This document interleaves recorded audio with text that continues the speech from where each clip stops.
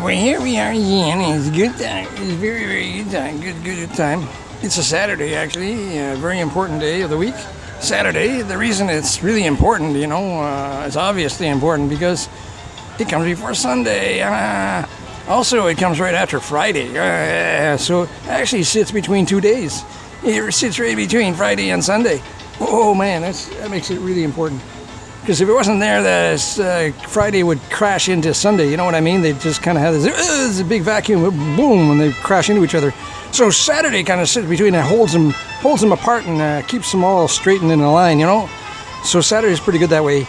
Serves a very important function to keep all the other days in line, and it provides a support for Friday and a support for Sunday. Okay. Anyway, so it's a Saturday, and this is a good time to talk to the Supreme Being. The Supreme Being is commonly known as God, but he's also known as Allah in the Arabian tradition. Allah, or Al-Ilah, He's also known as Thor, Thor, in the ancient Germanic tradition. Druidic Germanic thing. Also known as Deus in the Spanish language. Also known as deer, Deer, known by a lot of things. Buck in Russians know God as Buck, Anyway, there's a lot of ways to kind of comprehend God. Even the Buddhists comprehend God as the infinite heavenly state of nirvana, Even though they don't personalize God as a discrete being, but they describe God as a kind of an impersonal state of being, a state of mind or state of reality, and that's their God, Which is cool. I mean, it's a functional reality thing that they have, Anyway, I'm using a lot of stupid words right now. Anyways, counter dictation, so 1098-76543210. You dare channel God again? I know you. Your name is Robert, and you're always daring to channel God. Why do you do that all the time? You're bothering heaven, damn it. Heaven wants to rest. And here you are bothering heaven with your constant channeling of divine beings and divine heavens and Allah and Krishna and Shiva and God. You're constantly channeling God. You can't let us rest for a minute, can you? Why? Because you got some time off and you don't fly till Tuesday, so you got some time off, and therefore you're filling your time as you would with useful activity, aren't you? Yeah, you're so clever.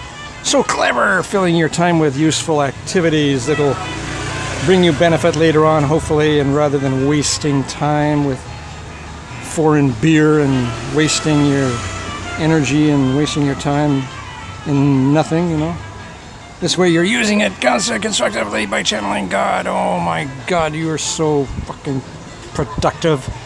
I can't believe how productive you are. You're incredibly productive. You make every minute count, don't you? You don't even like to waste a minute. I know your type.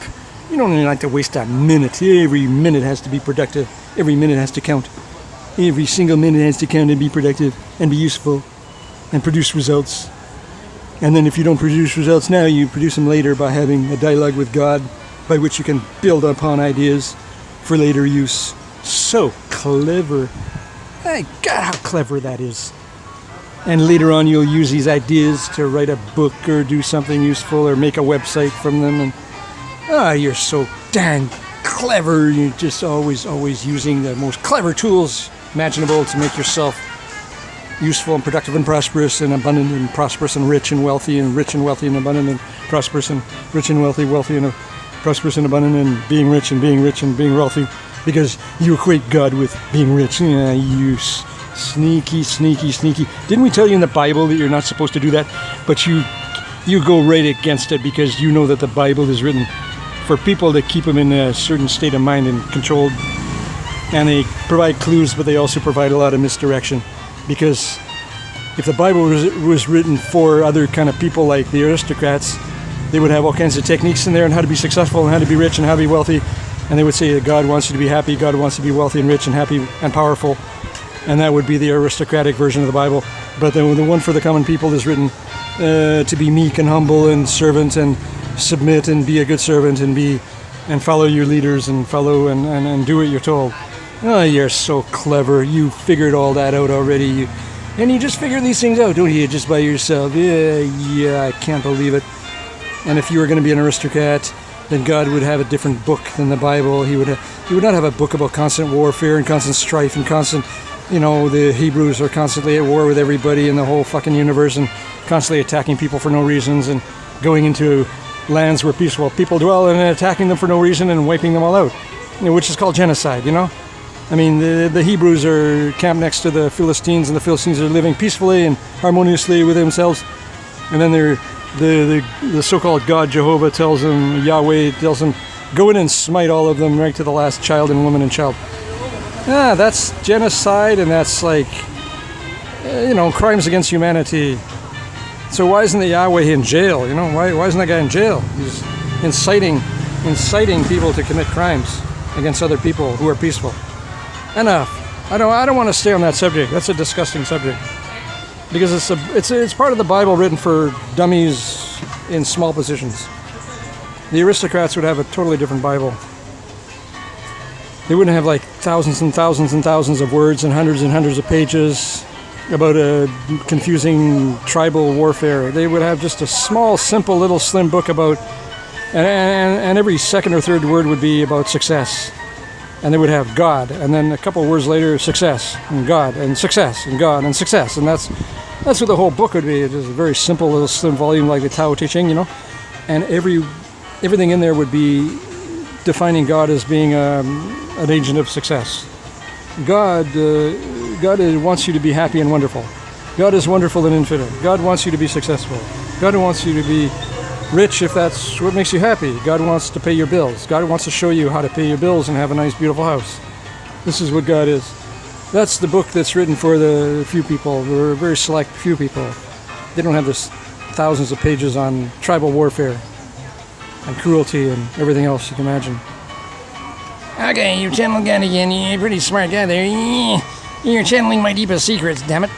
So stop doing that, because it really bugs me when you channel my deepest secrets. You got to keep this in a safe place and don't tell anybody that you've done this, because I don't reveal my secrets that easily. So don't forget that I'm synonymous with success, and I'm synonymous with happiness and abundance and fulfillment. God fulfillment, You can have a book just saying God fulfillment, God success, God happiness, God abundance, God prosperity, God good relationships, God happy marriage, God beautiful kids, God beautiful healthy kids, beautiful strong healthy kids, vibrant kids, lovely wife, happy wife, supportive wife, mutually supportive, God good character, God producing noble character, God cooperative. When you're in a desert tribe and you see a tribe next door that's living peacefully, you go there and offer them food. You offer them friendship. You don't fucking make war on them and try to wipe them out. Come on. Give me a break. We're talking about the real God. The God of cooperation and, human helping others. Giving to others. Giving free even if they didn't deserve it. Giving anyway. Share and bless others. Bless others. Make them feel happy.